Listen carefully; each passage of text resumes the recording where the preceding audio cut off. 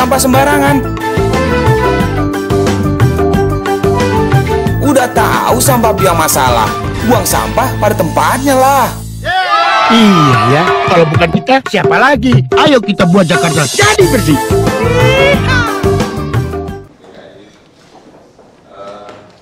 Sebuah penghargaan yang luar biasa Bapak. Hari ini kami memperoleh kesempatan yang istimewa sekali bisa berjumpa dengan Bapak.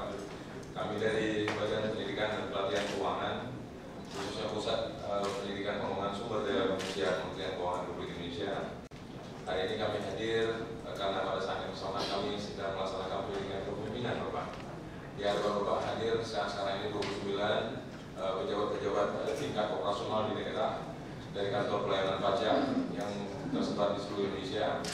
Hadir ke tempat Bapak ini, kami ingin memperoleh pembelajaran anutan dari Bapak, terutama kami ingin memperoleh best practices dan pengalaman Bapak dalam membangun kekuatan dan keberanian kepemimpinan. Yang lebih istimewa lagi, kami ingin memperoleh sesuatu yang kami ingin sekali dapatkan dari Bapak, yaitu keikhlasan Bapak dalam membangun pengabdian.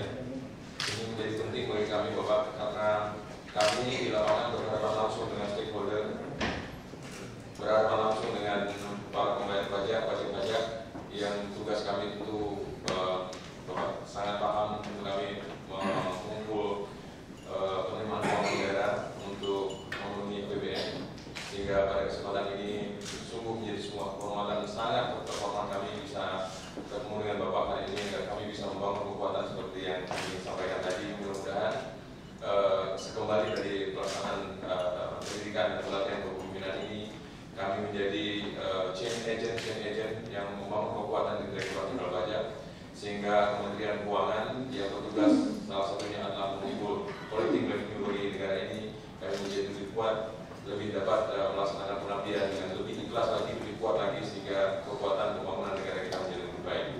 Itu harapan tertinggi yang tentu kami ingin sampaikan kepada Bapak. Oleh karenanya waktu yang sangat singkat ini Bapak, kami peroleh dari Bapak ini sangat berharga sekali. Saya tidak ingin memperpanjang karena betul-betul kami ingin memperoleh pengalaman dan best practices dari Bapak. Mudah-mudahan ada manfaat besar yang nanti kami peroleh, sehingga kami menjadi lebih kuat. Pengantar kami tidak memperpanjang Bapak, kami mohon sekali pengarahan panutan dari Bapak tentunya, agar kami menjadi lebih pandai lagi, lebih bijak lagi dalam kami melaksanakan pengabdian kepada negara ini. Demikian pengantar dari kami sebagai pimpinan rombongan. Kurang kami mohon maaf. Assalamualaikum warahmatullahi wabarakatuh. Waalaikumsalam. Yang saya hormati pimpinan rombongan Bapak Dr. Sofwani, dan ada lagi yang pengajar yang lainnya, panitia dan pengajar saya seluruh Bapak Ibu yang hadir. Selamat sore. Selamat datang ke Balai Kota. Mungkin pertama kali ke Balai Kota itu ya. Saya juga dulu nggak suka kantor pemerintah. Jadi ini satu lantai ini, dua lantai ini sebetulnya dibangun.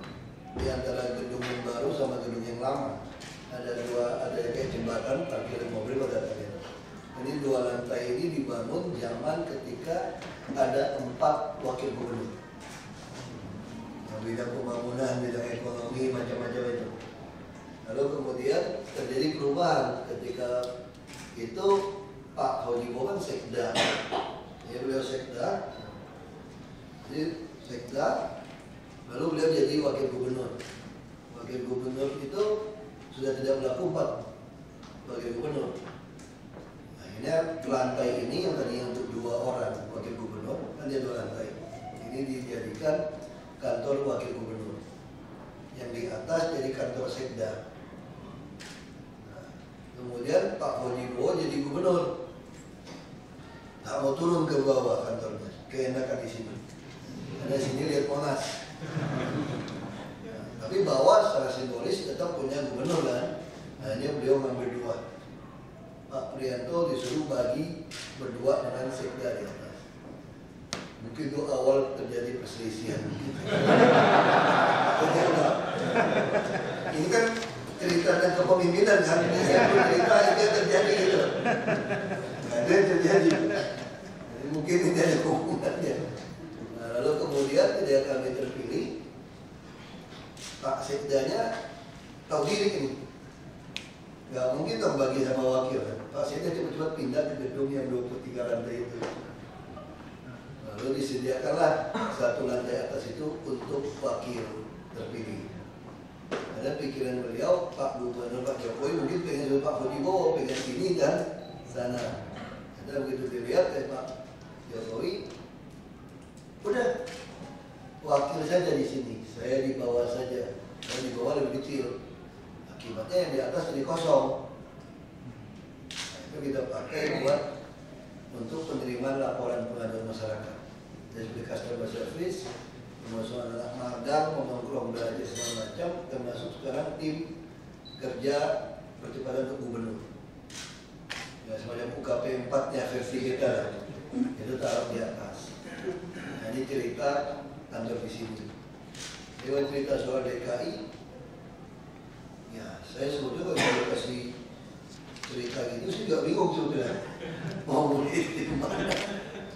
Ini kan ibaratnya itu sudah bilang ini kayak cerita, pernah ada cerita ini nggak yang ada di kapal penumpang tiba-tiba nenek-nenek kecebur ke laut, gadis cantik pengen nolong kan, nah ini yang mau nolong ombak besar, tiba-tiba anak muda terjun, ditolong dan nenek itu, semua naik tepuk tangan sama anak muda itu hebat. Sampai di atas baru tanya, siapa yang jorokin gue? Dia juga gak pengen itu gitu. Nah, jadi dalam hal ini saya itulah anak muda itu gitu. Tiba-tiba orang Jakarta jorokin jadi wagub. Terus orang Jawa bilang ketiban puluh. Pak Jokowi jadi presiden, ya, ketiban puluh jadi gubernur dong. Jadi itu yang, ya itu ibarat dijorokin itu kan, ada kejadian. Nah, kalau ada kejadian apa yang mau kita lakukan? Nah, saya kira ini soal prinsip hidup punya orang tua, ajaran agama, macam-macam kan. Yang paling penting jadi orang itu kan nama baik, lebih berharga, ya kan, daripada uang kekayaan. Itu kan faktor utama. Nah, saya dari kecil bergaul dengan banyak pejabat. Karena bapak saya pengusaha, tentu kita kenal dengan pejabat pasti.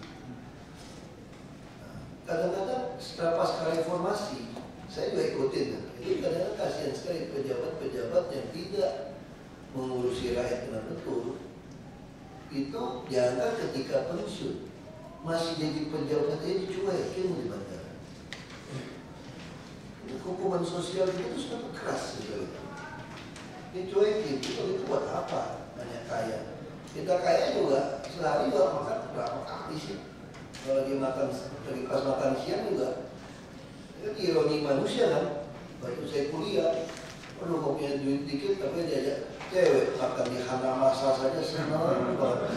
Di kuliah dari Sakti itu diajak makan es krim Swensen, Kentucky, udah senang banget. Tapi duitnya susah dulu. Nah, sekarang kita punya uang banyak, nggak boleh makan juga, ini kolesterol. Kalau dokter bilang ini mesti diet, udah overweight, nanti macam-macam. Itu manusia gitu. Nah, ini pikiran saya. Sama seperti di Jakarta. Ya kamu masuk ke Jakarta, orang bertanya kepada kami, kenapa Anda berani dan tak kabur atau naif masuk ke Jakarta? Jadi kalau ditanya, mana lebih mudah menjadi bupati, jadi wali kota Solo, atau jadi gubernur, sebagai gubernur di DKI? Nah, kami menjawab, lebih mudah di Jakarta. Semua ribut, sombong gitu, naik kan? Enggak, serius saya bilang. Kenapa? Karena di Jakarta ini semua persoalan termasuk solusi sudah ada kajian-kajian. Nah, sama seperti kita tidak masuk di pajak dan keuangan semua. Ini bukan negara baru tiba-tiba muncul, enggak. Ini memang dari itu. Kalau kemarin belum muncul, terus baru muncul juga nyontek negara lain ada gitu. Kalau namanya bikin sendiri itu yang repot, nyiptakan yang baru yang repot. Ini kan enggak, hanya menjalankan. Kita udah tahu persis kok. Misalnya pajak, kasarnya ya kita ngomongkan udah kuliah kan.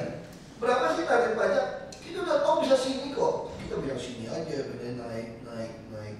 Kita tahu semua kok.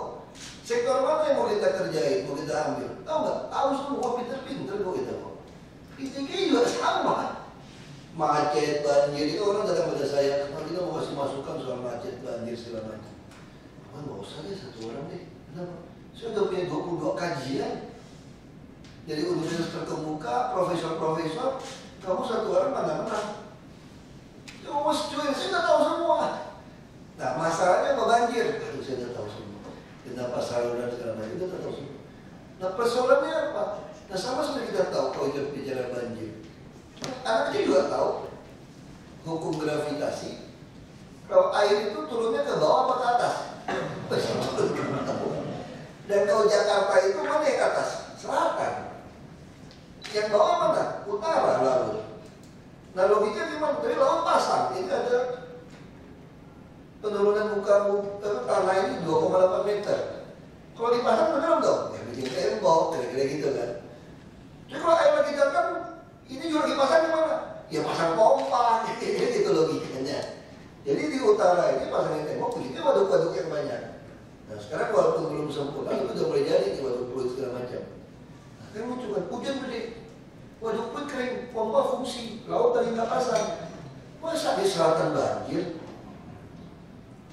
Ini teori gravitasi apa teori balik atas gitu? Ini kenapa? Karena aja, karena semua sungai itu tadinya lebar 20-60 meter, sekarang tinggal 3 meter. Dipalakin dari ruko, dari yang oknum melarat sampai oknum konglomerat bahkan kami ini jalan. Itu aja sebetulnya yang terjadi. Nah kalau saluran itu semua ada yang turun buka tanah, sama aja tinggal di daerah Duren Sawit dan Cipinang apa BKT. BKT kan kering kan? Hujan, perumahan kiri kan bisa banjir cuma. Dari mana teorinya orang gotnya itu gede, kering kok. Dia nggak pernah bikin saluran. Nah, sama kayak fluid. Saya kemarin lewat tinggal di situ. Dari tahun 84 saya tinggal di fluid. Hujan gede. Itu hotel Aston, Simpang itu banjir. Tiba-tiba. Loh, gimana banjir waduk fluidnya kering? Rumahnya itu nggak pernah ada salurannya sampai ke waduk itu. Sampai kayak kelakuan tinggi, orang bangun rumah itu semua sepotong-potong yang tadi kelihatan ada got aja. Nah gimana turun? Ya pasti turun, nggak gravitasi, kan turunnya pelan, kan nyerap ke laut ini. Kalau lagi pasang, ya nggak turun-turun. Kalau lagi surut, ya turunnya pelan. Kenapa nggak bikin saluran? Nggak dibikinin. Tunggu tender, tendernya bisa minta kickback 20%, 60%. Kalau soal kelola kan, masa minta sama operator, mas nanti 1 jamnya bagi sama gue ya. Kecilan juga mintanya, itu langsung di 50M bersihin 1 sungai. Yang minta 20% kan lumayan 10M. Nah itu fakta yang ada. Jadi semua orang tahu, ini udah rahasia umum. Nah saya kira dalam manajemen apapun, kalau di Belitung apa bedanya? Kalau di Belitung ketemu 10 orang, 8 orang sekolahnya di bawah kita. Apa yang mau didiskusi? Itu kayak orang pintar aja gitu. Apa-apa pintar. Ngamuk-ngamuk semua. Ya nggak ngerti. Itu masalah yang kajian nggak ada. Nggak ada kajian buat ibu kota. Kalau di sini gampang. Saya mau tahu banjir. Kenapa saya bisa tahu banjir semua? Panggil aja guru satu kan. Dokter. Jelasin. Gimana sih ceritanya air semua sungai gimana sih? Kalau kurang panggil yang Belanda datang.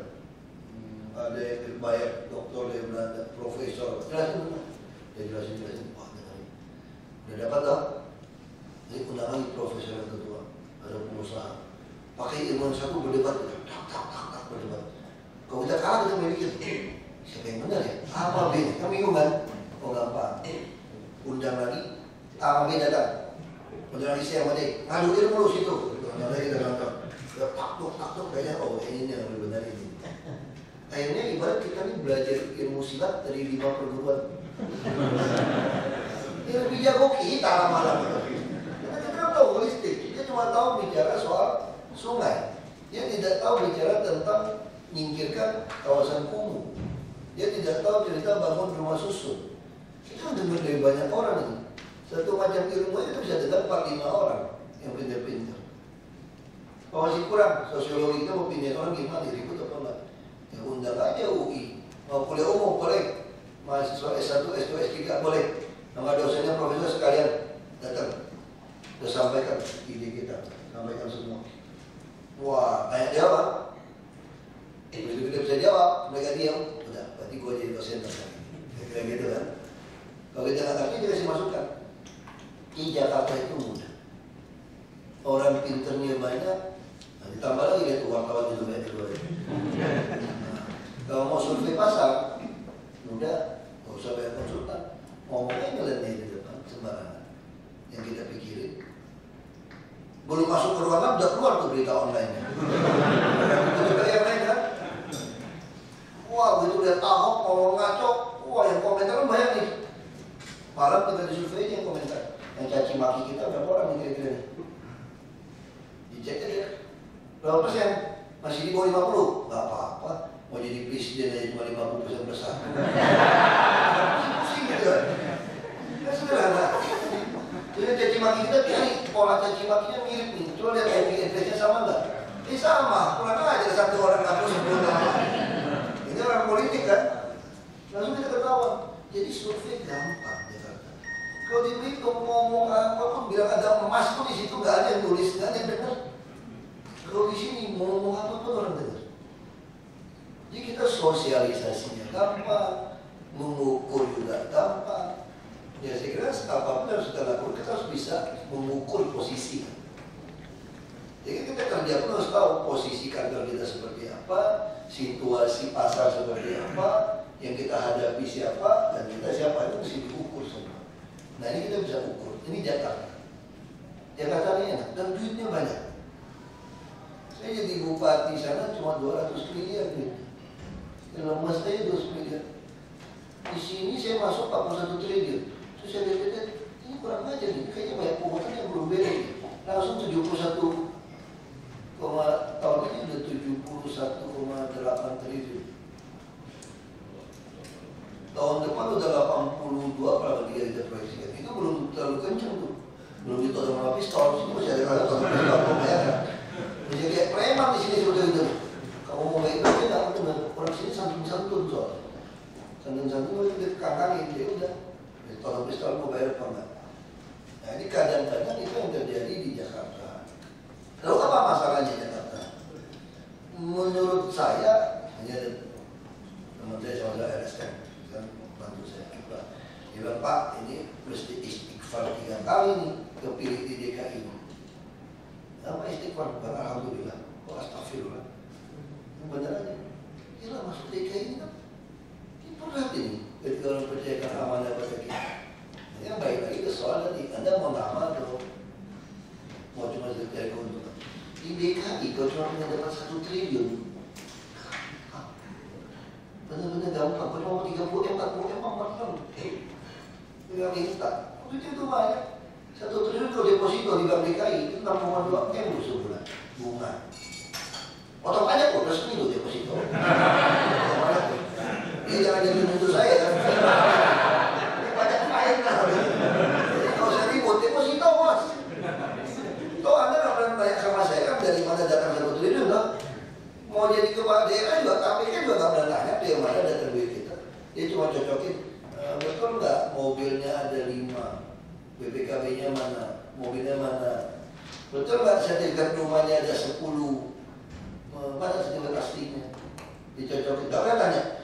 Jadi kita udah dapat 10 rumah itu gede, nggak pernah tanya. Nah itulah kehebatan negeri kita, dan kita hidup di tengah-tengah bangsa seperti ini sekarang. Dan gawatnya tahun depan kita sudah memasuki masyarakat ekonomi Asia Tenggara. Ini masalah kita nih sekarang. Dan 2025, terutama 2028, ini akan puncak bonus demografi. Kalau kita dulu, saya kira masih ingat ya, karena kita semua orang sekolah. 10 tahun yang lalu, waktu tanda-tanganin AFTA, Perjanjian Bebas Asia Tenggara, semua orang udah bilang, siapin loh 10 tahun ini. Apa keunggulan komparatif kita, skill dari SDM kita, karena kita akan memasuki AFTA 2015. Gak jelas dong ini siapin. Kita ini kadang-kadang, saya suka bercanda, pengalaman kerja berapa lama? 10 tahun. Kok kerja kayak begitu? Tahun pertama diulang 10 kali Pak. Ini gak pernah belajar. Itu saya juga terjebak seperti itu. 10 tahun pengalamannya. Tapi itu tadi, tahun pertama diulang 10 kali, ya repot. Kita lewat, tiba-tiba tahun depan sudah hadapi Avatar. Makanya saya melihat tahun depan yang paling siap menuju Jakarta akhirnya. Itu kenapa alasan saya nggak mau kembali ke Bambel jadi gubernur tahun 2012. Karena saya nggak sanggup. Kalau 2007 saya masih sanggup 8 tahun menyiapkan dari infrastruktur. Nah, 2008 3-7 tahun saya sanggup asal di Sumut. Aku nyalon mau jadi gubernur di Sumut, aku kesana. Aku bilang saya gila. Ya memang aku agak gila, cuma masih pas gila. Kalau gila tuh nggak lolos jadi pejabat tuh dites. Kegilaannya dites. Ya pejabat tuh dites. Jadi kalau masih kadarnya pas-pasan lolos. Kalau naik dikit nggak lolos gitu kan. Tapi jangan. Justru yang gila-gila itu kalau lolos juga bingung gitu kan. Di sini cuma masalahnya kalau kita di Jakarta lama-lama kita bisa berpikir mereka yang gila apa kita yang gila ya. Nah, mereka kadang-kadang butuh berteman, kayak sama teman kita. Kira-kira gue masih waras nggak kira-kira? Itu sama kenal saya dari dulu kan. Masih sama nggak? Kalau bilang iya masih sama. Sama gilanya oh apa-apa. Berarti masih gila dari dulu sama pas. Gitu. Tapi kita bayangkan soal ini. Kita bisa bayangkan kalau negara ini kita tidak berani melakukan terobosan yang ekstrim. Kita sebentar lagi tahu-tahu udah masuk ke bonus demografi. Kalau bonus demografi beda dengan Aftar masih kita belum tahu, udah susah gitu. Kalau bonus demografi orang begitu banyak mau kerja terus keterampilannya kacau, saya khawatir gitu. Ini negara ini mau dibawa kemana? Kok bisa cakar mencakar gitu? Datang dari Kemenlu, dari profesor-profesor dari Korea, dari beberapa negara dibawa. Ini diskusi seperti ini.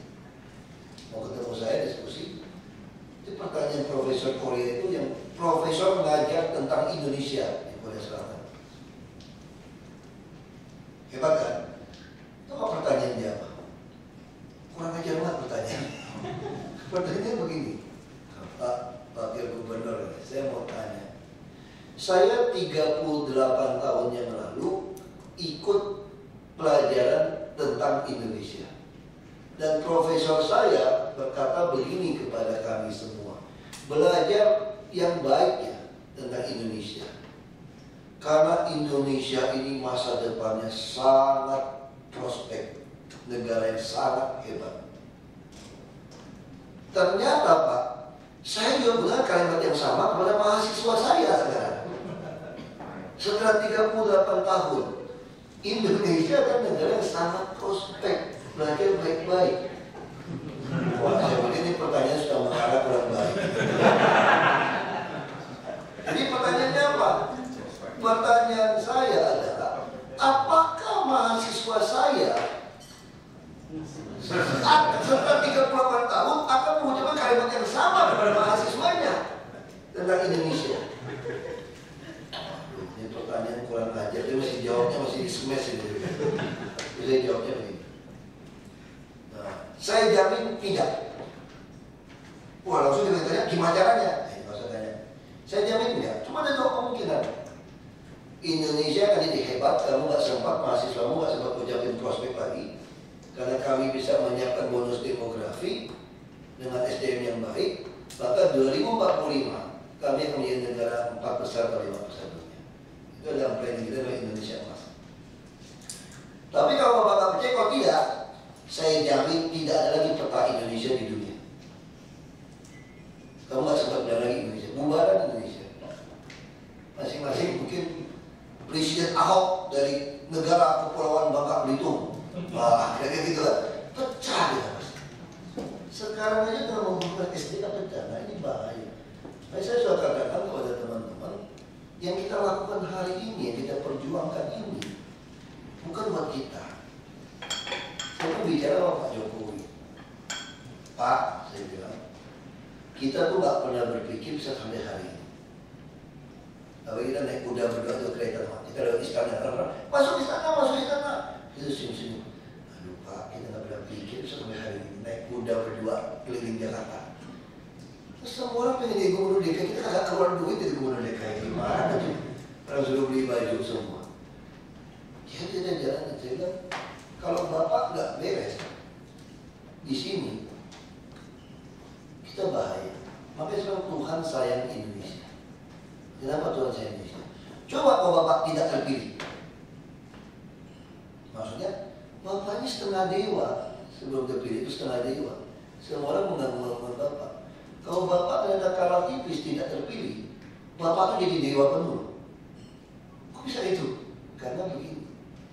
Persepsi orang dari bapak kan hebat sekali. Itu bapak kalah di kurang yang tipis nih. Yang pilih bapak gak mungkin bergeser loh. Itu politik. Politik itu persepsi. Tapi yang pilih Pak Prabowo mungkin karena bisa kecewa dikit, langsung balik ke bapak. Makanya 2019 bapak ini dewa, gak terkalahkan oleh siapapun. Kenapa berhubung apa sayang Indonesia saya? Masalahnya ada. Kalau ternyata 2019 bapak jadi presiden, bapak nggak berani menghadapi DPR macam-macam nih untuk menyelesaikan korupsi segala macam. 2024 dewa turun jadi presiden pun sudah susah untuk menyiapkan bonus demografi. Tinggal 4 tahun 2028 itu puncak, 2025 udah mulai tinggal setahun. Tapi kalau bapak sekarang, bapak nggak becus, 2019 masih ada ke puncaknya 9 tahun untuk pengganti bapak menyiapkan Indonesia menuju Indonesia emas di 2045 dengan bonus demografi. Makanya saya bilang ini penting sekali posisi ini. Makanya saya selalu dorong kenapa seluruh komponen bangsa kita sekarang harus betul-betul lupakan masa lalu, cara sedangkan masa lalu. Kalau kita pikirkan dengan penjajahan dulu, agresi militer Belanda pertama, kedua, setelah kita merdeka, orang aja rela mati depan merdeka direbut. Ini yang kita perjuangkan, ini udahlah, kita nggak usah sok-sok idealis. Patriot itu cuma di film. 1 lawan 10 di film silat, kungfu. Yang pasti mah 1 lawan 10 kabur aja lu lari. Apakah menang lawan 110 mah? Itu cerita film. Nah ini sama. Kita ini anggaplah, kita ini nggak usah bicara patriot. Orang yang paling nurani, paling dalam pun pasti sayang sama anak cucunya, turunannya. Jadi kita perjuangkan ini untuk anak cucu kita atas negeri ini. Bagaimana kita tidak peduli gitu.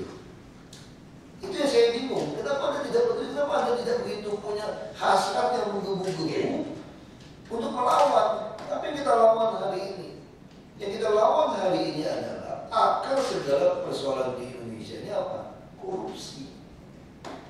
Kita belum sampai mencucurkan darah, apalagi mengorbankan nyawa. Kalau korbankan nyawa itu worth it, saya bilang. Kalau untuk Indonesia yang emas seperti itu, kenapa worth it? Kenapa berharga? Teman saya bilang sama saya, ini pengusaha kaya, dia bilang, aku sudah dengar dulu, ada orang bilang ini, lu kau ini terus lu tidak nyampe. Kamu mesti takut, kamu yang macam-macam. Kamu mesti takut. Terus saya bilang sama dia, kalau saya takut bisa gak jadi mati ya kira-kira. Kalau saya ditentukan dari Tuhan sana pasti mati. Dia bisa jawab saya. Mati juga kan? Ya udah, kalau mati juga, pertama beli asuransi lumayan gede dikit. Ya supaya kamu ninggalin duit lumayan lah. Nggak utang gitu kan, anak emak lu utang repot ya. Itu pertama. Itu kedua, saya bilang, kamu lihat orang kaya, begitu baik udah mati. Kadang-kadang cicitnya tuh tidak mengenal dia lagi. Ada berapa orang yang kita bisa sebutin kakek nenek nama lengkapnya dari bapak ibu kita, atau tanggal lahir nenek kita, kakek kita. Kecuali yang dekat tinggal serumah, yang jauh nggak bisa. Yang manusia begitu. Orang kaya kayak rumput aja, ular bunga, pagi segar, malam layu. Bunga rumput begitu kan, yang di kan saya di kampung. Sekarang orang kaya juga sama. Tapi kalau kita mati sedang memperjuangkan Indonesia, lihat tuh pahlawan GTPGAKU SPKI. Dibunuh saya sampai sekarang kita ingat dia. Semua orang masih datang. Itu nggak bisa dibeli dengan uang cara matinya. Jadi kalau kita ditentukan Tuhan harus mati untuk menegakkan negara ini, untuk melawan korupsi, itu satu keuntungan. Kamu jadi legenda, dan orang kaya nggak bisa beli cara mati kamu. Nah itu yang harus kita syukuri. Toh nggak semua orang bisa sampai posisi ini kan? Nah, ini ada joke lagi yang lucu. Biasanya ya biasa lah, ibu-ibu kan begitu kan, kesel. Ngapain sih kesel? Lu udah tahu semua rata-rata main. Ngapain lu mau lawan, mau kesel? Lama-lama lu sakit lu. Mau mati buat apa? Untuk urusan duit. Lu Jakarta punya kamu. Biasa, bisa keluar kata-kata yang urusan kamu. Terus saya jawab. Pertama, kita punya pilihan nggak udah masuk di sini? Masa aku langsung mundurin diri? Kenapa? Aku ngajarin dia nggak kuat, rusak namanya. Nah, tadi teori pertama kan nama baik lebih berharga kan? Nggak mungkin. Yang kedua, kebutuhan Tuhan mati yang dimati kan? Kalau mati ada asuransi. Jadi janda kaya lu benar.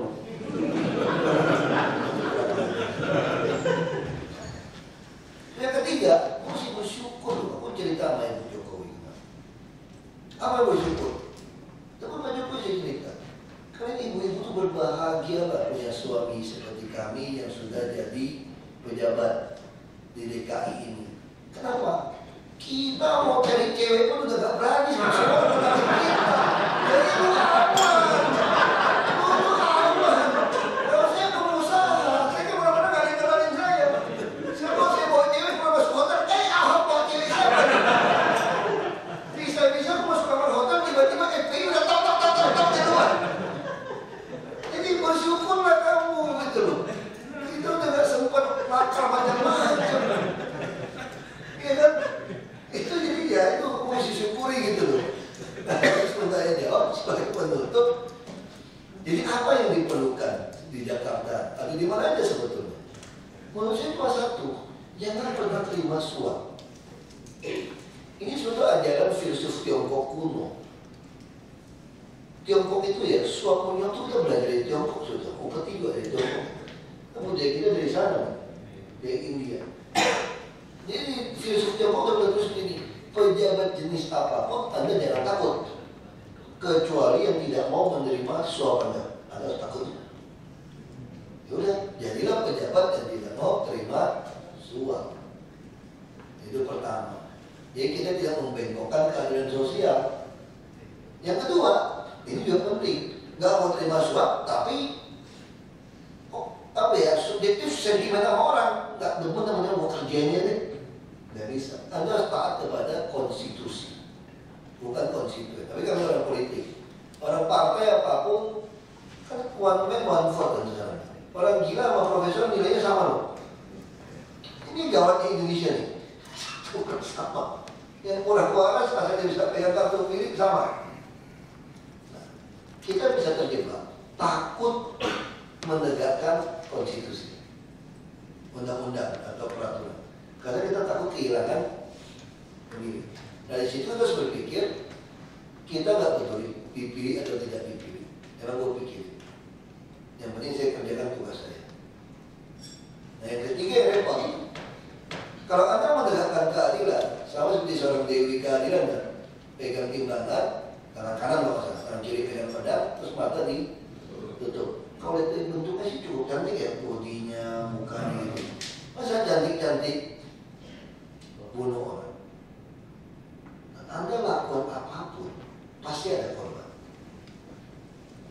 Sama kalau istri saya tuh kayak teman-teman ribut gara-gara jadi negara, saya bongkar. Berhukum. Kalau istri saya bilang sama saya, kamu pikir nggak kalau saya 10 tahun dalam situ kamu usir itu hari? Kita kasih peringatan.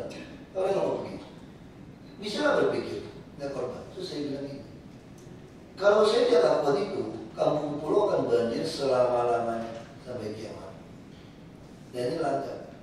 Yaitulah pemimpin. Semua keputusan ada risiko. Istilah guru agama saya ya, mana manfaat, mana mudarat. Nanti harus ukur. Nah, mau tidak mau kita harus lakukan eksekusi. Dan dalam eksekusi ini ada yang tersinggung, apalagi di Jakarta. Dari oknum merarat sampai oknum konglomerat punya kepentingan. Nah, Anda tentu bisa diancam, ditakut-takutin. Terus balik lagi rumus ketiga.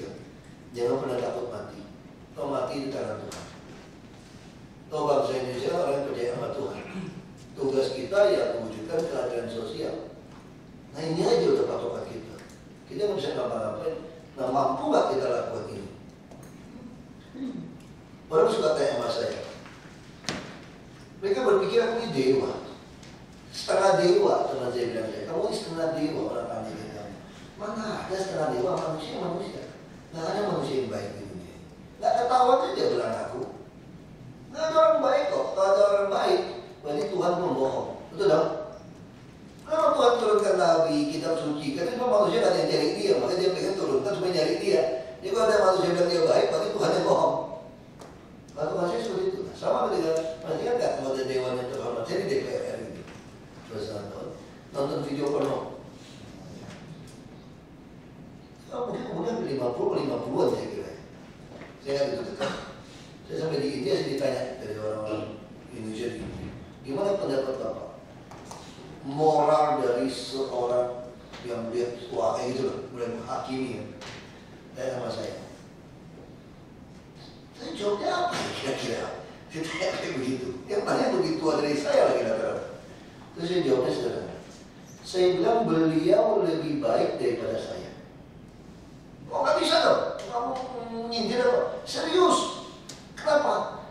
Karena dia ketagihan nonton video porno itu udah umur 50-an. Saya SMP sudah lewat itu.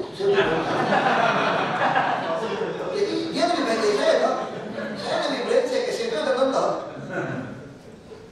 Cuma saya udah lewat. Masa itu saya udah lewat. Nah itulah manusia.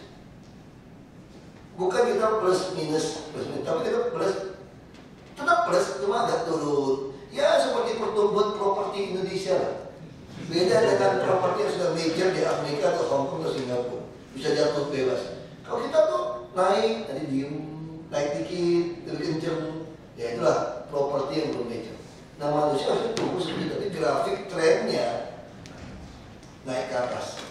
Nah saya kira kalau kita lihat teman-teman kita agak ngaco segala macam, kita nggak usah mengatakan kita hebat tidak lakukan, jangan-jangan kita bisa lakukan lebih parah daripada dia sebetulnya. Karena itu patut dari kita saling terbuka, saling transparan. Kenapa tentang saya tahu semua keuangan saya? Kenapa saya dengan anak padang satu ruangan dengan saya? Saya ingin mereka tahu kehidupan transparan. Saya nggak punya kesempatan lakukan macam-macam. Transparan. Harta saya berapa, semua orang tahu. Pegawai saya tahu, bukan saya tahu. Nah ini dasar transparansi itu yang bisa membuat kita, dan jangan selalu menghakimi orang lain lebih parah dari kita. Belum tentu, nggak ada yang orang baik, saya bilang. Nah tinggal kita gimana ingatkan teman-teman kita. Kenapa? Karena kita ini kan seperti prajurit-prajurit yang sedang berperang melawan oknum bangsa sendiri supaya kita bisa menjadi negara merdeka. Merdeka yang versi itu kan orang yang masuk ke supremasi dunia gitu. Kalau nanti dunia ini nggak ada lagi tolong senjata, penjajahan, kerja paksa cambuk, nggak ada. Yang ada semua perekonomian kita dipegang asing. Kita masih ngemis sama dia, ngutang sama dia, hidup di bawah hidupnya dia jadi penjajah kita. Ya sama kayak EMF dulu, saya lihat itu seperti apa tangan itu. Itu sebetulnya bagi saya tersinggung gitu. Nah sekarang gimana caranya kita berjuang bersama, nggak boleh saling menjatuhkan. Kita ada satu tim supaya nggak ada lagi presiden kita digituin dari orang asing. Dia tangan-tangan mau apa enggak? Nggak bisa lagi. Kita harus pegang. Ini kekompakan ini yang kita butuhkan. Itu kira-kira dari saya akan mau tanya jawab. Terima kasih. Pak Wagub luar biasa. Kami dapat pencerahan luar biasa. Saya yang beli buku ini, Pak. Jadi anak saya yang menjual Bapak sebenarnya. Anak saya kelas SMA. Jadi ada buku tentang profil Bapak. Jadi saya membaca buku dan salah satu di situ yang saya baca adalah pada tahun saya lupa tahunnya Bapak mengalami pengalaman pahit dengan birokrat ya Pak ya. Sampai waktu itu pahitnya sampai tutup. Sehingga Bapak ingin pindah ke luar negeri, tapi dilarang oleh orang tua. Nah waktu itu diumpamakan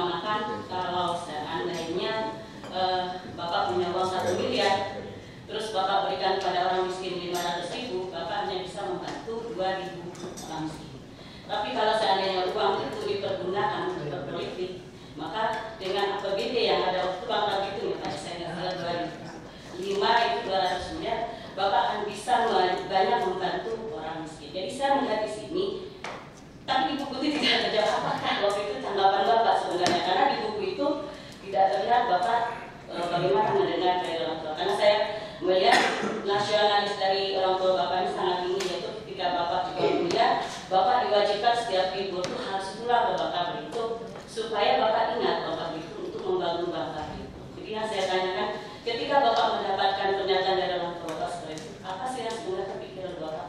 Terima kasih. Baik, yang kedua silakan. Terima kasih. Saya Median Tony dari KPP Pratama-Nakar, Pak. Nah, ini mungkin saya mohon maaf kalaupun nanti pertanyaan saya kurang baik ya, tapi ini yang saya ketahui dari media massa, Bapak Wagub ini sering memarahi bawahannya gitu ya. Nah, kalau contohnya itu yang kemarin itu mengenai kartu yang diterbitkan oleh Bank DKI yang baru-baru ini saya dengar beritanya gitu kan, bahwa Bapak kok tidak berkenan, dan kemudian Bank DKI itu berjanji akan menarik kembali kartu itu gitu kan, menggantinya sepertinya kan. Nah, yang ingin saya tanyakan, karena memang kita juga belajar kecerdasan emosi, apakah pada waktu marah itu Bapak secara spontanitas atau memang suatu kecerdasan emosi tersendiri untuk memotivasi bawahan Bapak gitu ya. Yang kedua ya tentu saja trik-trik untuk memarahi bawahan itu supaya kita tidak mendapatkan perlawanan balik dari bawahan kita yang kita marah itu, dan supaya mereka melakukan perbaikan. Mungkin itu. Nah, yang mungkin satu lagi yang terakhir, saya tadi mendengar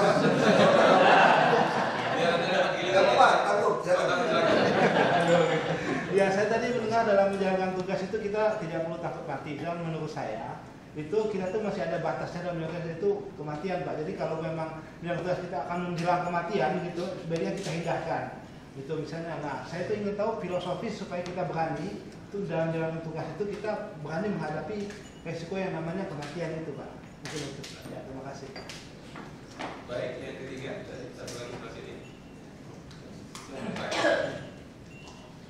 kasih. Saya Adi Subakirno dari kantor pusat Sekretariat Rakyat. Singkat saja, Bapak pernah maju untuk menjadi calon gubernur, Bapak ya, dan pada waktu itu belum berhasil. Saya ingin tanya begini, Pak, apa yang Bapak rasakan dan bagaimana cara Bapak ya, sehingga tetap konsisten, tetap ingin menjadi pejabat begitu, Pak, walaupun pada waktu itu gagal gitu, Pak ya, gitu. Dan yang kedua, Pak, singkat saja, kami dari Dirjen Pajak, Pak, membandingkan dengan dinas pendapatan daerah, Pak, ada sedikit mirip, Pak ya, yaitu gini, Pak, nilai tunjangan, Pak, gaji, Pak. Maksud saya gini, terus terang kondisi kami, Bapak Ibu, semangat kami adalah ini, Pak, memasukkan penerimaan sebulan besarnya begitu, Pak. Tetapi memang kondisi kami saat ini dari tahun 2007 sudah tidak ada peningkatan, kita sudah usahakan, Bapak. Artinya gini, kalau di DKI saja bisa, kok yang negara Indonesia ini tidak bisa begitu? Mengingat APBN kita mayoritas hampir 70% adalah dari pajak, Pak. Sehingga mari kita ubah pola pikir bahwa kalau orang pajak yang sejahtera, yakin dia akan segera tulus, lebih baik lagi penerimaan pajak akan naik, keadilan sosial akan bersama. Begitu, Pak. Terima kasih. Baik, 3 pertanyaan kita pada dulu untuk kemudian kita membuat tanggapan dari Pak. Terima kasih. Apa pernyataan Bapak saya itu, saya kejadian ini. Saya habis mau pukul pejabat waktu itu. Pabrik saya dikerjain. Nah, dan dia berpikir, dia bilang begini, nasibmu di tangan saya. Saya nggak suka orang bilang nasib saya di tangan dia. Dia berpikir pabrikku $1 juta dari mana, pinjam bank, pasti kamu nggak berani dong. Saya asesmen pengalaman saya. Cari cara-cara, dia datang mau ukuran lebih kasar, terus dia lebih halus. Itu harusnya bisa lulus, dia bilang 10 sampel, saya sudah 7 sampel lulus, dia nggak mau terima. Terus 3 mau tes lagi. Ada pesanan dari lawan dagang gitu. Ya udah, aku juga berpikir ini. Pasti dia berpikir saya nggak berani pukul dia. Itu aku pukul aja, ya supaya dia kapok, aku teror dia kira-kira gitu. Pasti dia takut kan? Jadi kamu pengusaha nggak boleh berani lawan. Nah, untungnya dia kejar, dia kabur. Untung saya nggak pegang pistol. Nah, dari dulu saya tuh nggak berani pegang pistol. Kalau pegang pistol masih bawa aja. Aku pengen tembak kepalanya kan lumayan meletus gitu. Saya dulu pun pernah menghayal waktu dulu ngomong pajak-pajakan, saya pernah selalu berpikir mau beli granat. Barang pajak lagi upacara, aku boleh beli granat mati semua.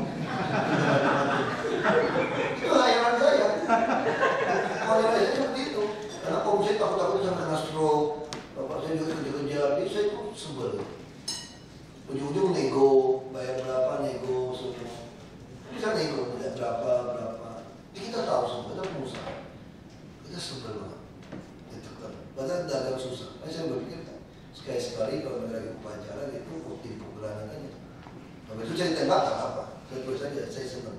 Nanti orang bingung, ini orang nggak ada susah kenapa mau mati ya? Nggak apa-apa, biar kamu teror, kamu ditakut nih lama-lama ketemu semua orang. Itu teroris begitu kan? Tapi aku ini dark justice. Kamu suka dengan film dark justice-nya? Hakim, udah semua orang, udah malamnya dia pergi. Aku pengen demen film itu. Aku ada sakit saraf sedikit kata orang. Cuma masih lolos aja. Waktu itu saya langsung frustrasi. Saya minta bapak saya pindah ke Kanada. Bapak saya cerita. Dan kita bilang rakyat butuh kamu. Kamu yang terpelajar saja, kita yang punya uang saja dikerjain dari pejabat. Apalagi rakyat biasa. Kamu tahu berapa banyak orang nggak sekolah, berapa banyak orang sakit, berapa banyak orang berhubung. Kamu lupa kepada Tiongkok mengatakan orang miskin nggak bisa lawan orang kaya nggak bisa tanggung pejabat. Nah, saya mau pindah ke Kanada, teman saya nawarin pindah ke Kanada, tinggal di rumah dia, masih bujangan. Dia bilang kamu dengan Cherokee Jeep ada, kamu mau berburu ada, mau ke laut ada, itu Kanada, kamu pasti demen.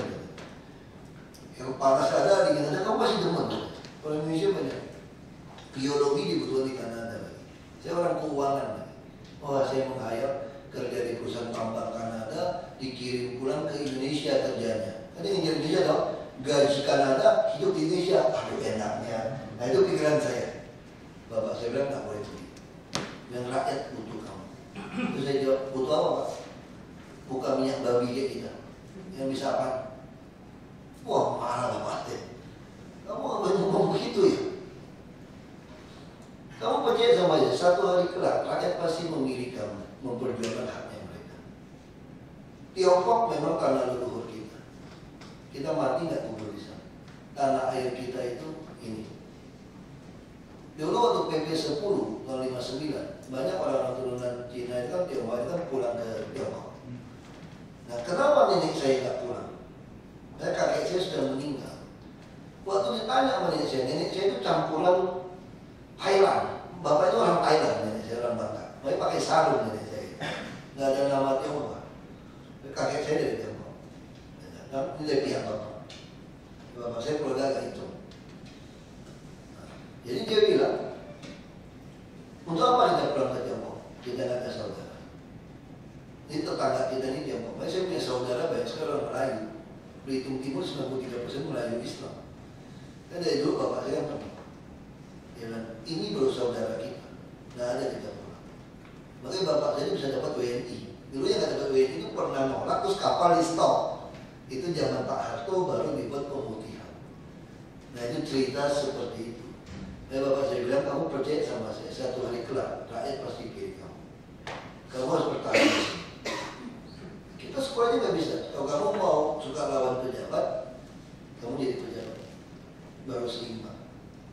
Jadi sekarang mau jadi pejabat, orang kaya mau langsung ngapain kira-kira gitu kan. Ya pabrik udah jalan, teman saya bantuin dana bangun pabrik. Saya itu tidak mau. Saya mau ketika bapak saya meninggal, saya nggak bisa bantu orang miskin, saya ingat kalimat itu tadi. Tak sanggup bagi orang miskin. Kita pengen bikin sistem jaminan. Mulai sila kelima, kata bapak saya itu. Apa beda keadilan sosial dan bantuan sosial? Kenapa sila kelima? Kita Bung Karno itu taruh pertama loh, ketuhanan yang Maha Esa loh pertama soal tulisnya. Kenapa nggak bantuan sosial? Kalau ini bapak ibu datang ke balai kota, dikebukin, dirampok, terus ketemu satpam kami, dibantuin, itu bantuan sosial, lagi ketemu. Kalau nggak ketemu modal kalian kira-kira gitu kan, ketemu. Jadi kalau keadilan sosial, kita jamin siapapun yang datang ke sini tidak ada yang dirampok dan dikebukin. Itu keadilan sosial. Ya harusnya siapapun sakit harus lakukan. Kalau saya jadi bupati, langsung saya membuat jaminan kesehatan itu. Saya menjadi bupati pertama loh, seluruh rakyat saya jamin asuransi. Nah, saya mau masuk kelas 3, tapi satu nggak usah cek orang miskin. Gampang tes miskin atau kaya. Nah, saya mau ke puskesmas dan di opname di kelas 3, pasti miskin. Orang kaya nggak mau satu kamar 10 ranjang, satu kamar mandi. Kalau kartu dibeli ya orang. Baik saya roba, saya nggak mau bebas. Jadi itu yang membuat, itu yang terpikir dari saya. Waktu itu mana mungkin saya mewujudkan keadilan sosial, suruh saya bela rakyat, memperjuangkan hak rakyat. Jadi bapak saya ngomong itu semua, itu pikir saya nggak mungkin.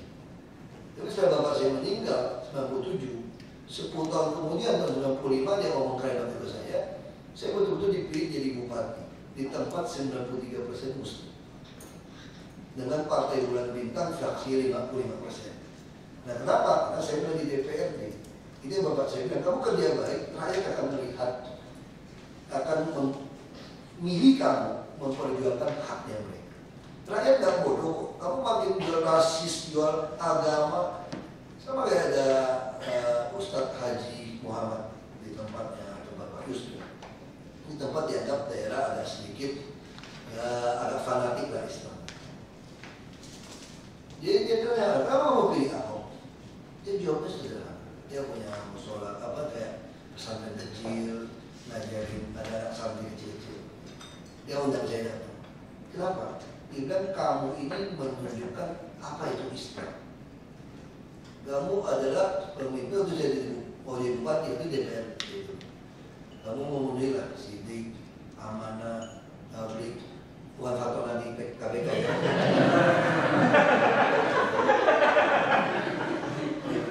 Cuma kamu belum dapat hidayah. Tapi itu pun jangan kecewa, minta. Karena Nabi Muhammad minta Allah memberikan hidayah kepada pamannya pun enggak. Turun wahyu mengatakan hidayah itu milikku, bukan milikmu. Itu seperti itu. Dan saya yakin umat Islam di sini lebih maju sejahtera dipimpin dari orang yang memenuhi kriteria ini. Sekalipun benar-benar hidayah. Daripada mendapat hidayah dari kelakuannya kafir. Makanya kampanye dukung saya. Padahal surat Al-Maidah 51 kemana-mana tuh. Jangan jadikan kaum Nasrani, Yahudi pemimpinmu. Siapa yang memilih akan jadi kafir, ikut kafir dia masuk neraka. Terus sholat Jumat dibagiin semua, bagi rata semua. PBB kuat sekali bukan dengar. 55% fraksi. Mau ngomong apa lagi? Baru udah kamu jadi bisa nggak lawan? Nah itu, jadi kan dikasih pada orang yang abangan, jawabnya kurang aja. Apa? Masuk neraka, biarin. Sekali-sekali ikut Ahok masuk neraka. Masih makan sama dia. Daripada ikut kamu masuk surga, kamu sama keluargamu yang kenyang. Kita mati juga kelaparan di surga. Jadi rakyat kita tuh cerdas. Walaupun semua ada yang takut ya. Saya dapat 33,7%. Oke. Jadi dia bupati itu syaratnya 25. Ya waktu saya calon gubernur udah 63% di PBB. Jadi rakyat itu pintar. PBB yang tadi menguasai faktor 55%, sekarang itu cuma 7%. 7 bisa habis. Jadi semakin Anda menjual sesuatu berbau agama, kelakuan dan tidak selesai. Rakyat itu makin pintar. Dia makin lihat mana yang rekam jejak, mana yang pencitraan, mana yang orisinil, dan semua dia bisa tahu. Nah ini menarik. Itu yang berpikir. Ya hari jadi begitu hari ini. Sering marah di mana? Ini apakah marah spontan atau motivasi? Saya ditanya dari orang begini wartawan. Apakah bapak saya jadi gubernur akan marah-marah lagi? Nah, saya tanya balik. Pernah main drama nggak atau sandiwara? Waktu kecil atau sekolah? Susah nggak main drama ini? Susah. Kenapa susah? Karena Anda sedang memerankan orang lain. Jadi kalau saya berpolitik udah 10 tahun dari tahun 2003 dengan sikap memerankan tergantung peran, capek saya. Karena kalau bikin film itu ada cut action disambung-sambung diedit bos. Kalau main drama itu gak ada edit. Dan kita di keluar kemana pun ditonton semua orang. Kalau Anda mulai melakukan berpikir seperti itu gak sanggup. Saya ketemu si Renat Kasari. Dia bawa mahasiswa sini ke bawah, kuliah umum. Lama ke sini, kan dulu bang kritik saya bikin koran-koran. Terus dia ngomong begini. Saya pertama nggak suka sama Anda. Saya pikir Anda ini kasarnya luar biasa. Terus setelah saya pikir dia jalan, kan saya pikir, kamu ini lah orisinil yang saya cari. Saya tukang seleksi panelis KPK semua, saya mau seleksi orang yang orisinil. Nah ini karakternya orisinil. Nah, saya nggak bisa mengatakan spontan nggak. Ya saya cuma saya kontrol marah. Saya sadar nggak marah? Oh sadar. Kalau orang yang nggak sadar dia marah kayak orang kesurupan, itu dia nggak bisa mengontrol. Saya sadar sekali kalau saya marah. Saya tahu resikonya saya marah. Kenapa saya harus marah kemarin? Saya minta bikin kartu seperti ini untuk mengontrol rumah susun tidak dioveralihkan. Rumah susun kasih kartu seperti ini, cuma kartu hotelnya nggak ada nama, hanya kamar. Kan sudah jelas. Kamu udah cetakin buat saya, kamu nggak ada alasan lagi gitu. Terus yang pertama dikasih itu semua RT oknum yang bukan calon-calon dusun. Kalau saya nggak mau ngomong teriak kali itu, mereka ini orang lihai semua, pintar. Dia membangun di opini publik, kan wagub yang meresmikan sistem perkartuan seperti ini. Makanya saya harus marah depan umum, supaya media punya bahan untuk terus mengulas. Ahok marah lagi. Itu adalah sosialisasi tentang kartu, terus mengancam orang yang mulai kartu palsu tanpa membayar iklan di TV. Langsung TV One, Metro TV itu 4-5 segmen itu minta sama ya. Bukan satu tuh 5 segmen untuk menjelaskan ini. Tadi pun ditongkrong menjelaskan. Nah saya jelasin. Nah, sekarang orang yang waras pun ngerti kenapa saya marah. Itu pertanyaannya, apa kamu tidak mempermalukan anak buahmu di depan orang? Memarahi mereka. Kita tentu tidak akan memarahi di depan umum kalau kita sudah tidak bisik-bisik dulu. Masanya bisik-bisik ini ya dia nggak mau denger itu. Dia keluar dia ngomongnya beda. Apalagi online. Apalagi sekarang udah nganggap saya bukan marah. Kau marah masih sudah stroke. Kau marah-marah terus. Nah, saya tahu persis. Saya bisa ketawa-ketawa, foto-foto. Kan dia lihat videonya. Nah, kenapa saya video juga bisa lihat seperti apa sih total perjalanannya.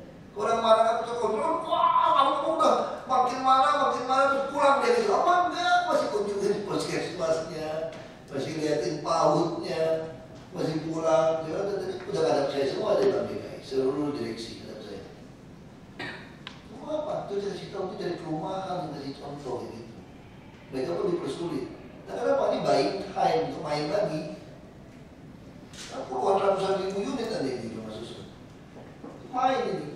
Nah itu yang, nah gimana takut dari teknik marah supaya dapat perbaikan? Gak perlu marah kalau itu sadar perbaikan. Masalahnya di sini itu udah puluhan tahun. Dia merasa kalau pikiran saya itu kejeleknya saya gitu. Saya membaca pikiran yang masih main di sini. Kamu gak mungkin tahan lama. Di sini godaannya banyak. Kamu masa mau mati? 2 tahun juga kamu masih kerja sendiri. Nah, mungkin kamu konsisten terus marah, kamu bisa takut. Biarin aja, kita mainin terus sampai menguji mental kamu. Nah, itu dia berpikir itu, yaudah. Kalau itu saya tunjukkan, saya nggak takut sama kalian. Makanya di Jakarta ini nggak perlu latihan otak, saya bilang otot aja, otot jantung, otot saraf. Harus kuat kan? Otot tangan, kalau lari ke atas mau gelantungan helikopter, kamu mesti bisa pull up, kalau nggak jatuh kamu. Otot kaki, ya itu bisa lari 10 menit, nggak kos-kosan lah. Ya, 10 menit kan lumayan kalau lari kenceng itu. Kamu bisa lari kenceng 10-15 menit, ya bahaya. Kamu mesti latihan itu aja tiap pagi. Nah itu, mesti begitu kan. Ya dipukul orang sekali masih oke lah gitu. Terus nendang ulu hati masih kena. Kamu mesti latihan sprint. Nendang orang masih kena ulu hati. Kalau nggak kamu nggak kuat nendangnya. Di sini cuma latihan itu aja sih. Nggak perlu latihan otak. Nah, teman saya bilang, badan kamu lagi besar. Iya. Dulu gua nggak latihan itu, cuma latihan nafas saja. Sekarang gua mesti latihan otot. Kan bisa aja setiap saat nggak berantem di 1000 orang. Terus latihan. Disiplin tiap hari. Itu ada untungnya kalau ke dokter gigi nggak perlu pakai bius-bius. Kamu bayangin aja kamu lagi latihan untuk berantem. Tahan kamu gigi dia apa yang juga sama. Kamu lama-lama jadi belajar jadi kasar. Teman kuliah saya dulu suka nggak bisa gede kok. Dia ketemu saya di mana dia. Gila Bas, kenapa? Gue yang takut sama lu sekarang. Kenapa? Lu gak takut sama lu. Dulu kayaknya lu gak ikut preman deh lu katanya. Itu apa? Jadi saya kebentuk selama di politik. Saya jadi suuzon sama orang. Saya paranoid. Macam-macam saya udah baca, jangan banyak ribut aja. Nah sama terjadi. Bisa perbaikan? Bisa. Kalau kemarin saya nggak mau marah, nggak secepat hari ini. Nah sekarang udah ramai nih, dan ramai orang tahu opini. Benar saya. Kelompok itu nggak berani di bawah opini. Ternyata marah pun ada yang demen, mati aja. Yang ada demen tinggal diukur aja, plus minus berapa? Masih 50+1, nggak apa-apa. Ini sudah juga 50+1. Terus gimana caranya? Jangan takut mati dalam tugas. Kematian, ada orang mau mati. Saya punya rumah lumayan, punya duit juga ya lumayan, harta saya lumayan, nggak terlalu kerja sama orang juga masih lumayan. Ngapain mati cepat? Ya orang frustrasi aja mau mati kan? Nah cuma itu tadi, takut mati pun tidak akan menambah semenit umur kita. Kita semua diajarin di pelajaran agama begitu. Jodoh, takdir, jabatan, harta, kekayaan, kematian, itu takdir Tuhan yang ngatur. Ya kalau udah gitu ngapain yang takut? Ya pasrah aja. Cuma itu tadi, ya bila asuransi dinaikin dikit gitu kan, mampu bayar premi gitu loh. Supaya anak-anakku ada uang. Itu kalau mau mati, pesenlah sama orang rumah gitu kan, pusaranya mau tulis apa. Kan kalau begitu mati mendadak dia kaget, dia lupa loh tulis apa. Kalau lagi dia stres, temannya udah kremasi biar cepet, gak usah pusing. Kalau lagi pusing, kalau orang nggak pernah nyangka meninggal masih syok kan. Itu baik sekali kayak gitu doang. Itu masih meninggal, saya mestinya. Dia pun udah bingung dia. Kremasi, iya semua iya. Padahal belum tentu suaminya pengen dia kremasi. Ya kalau saya pesen dulu, kalau mati muda, lu kirim pulang Belitung kepada mayatnya.